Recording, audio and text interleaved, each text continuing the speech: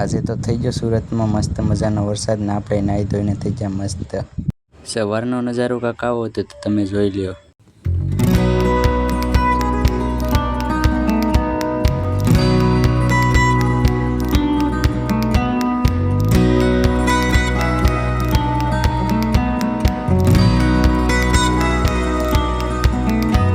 નીચે પોગી ગયા નાસ્તો કરવા. નાના છોકરાને પકડાઈ દીધી મોટી ટોપડી. પછી આપણી ઘોડી તૈયાર કરી નીકળી ગયા આપણે કારખાના બાજુ.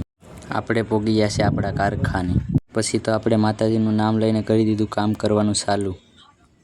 જમીને કરી લીધું આપણે થોડોક એવો આરામ. પછી થઈ ગયું કારખાનું ચાલુ ને આપણે પી લીધી છે ચા. હવે થઈ ગયો છે કારખાનું બંધ કરવાનો ટાઈમ ને આ છે આપણા શેઠ એને આપી દીધા હીરા.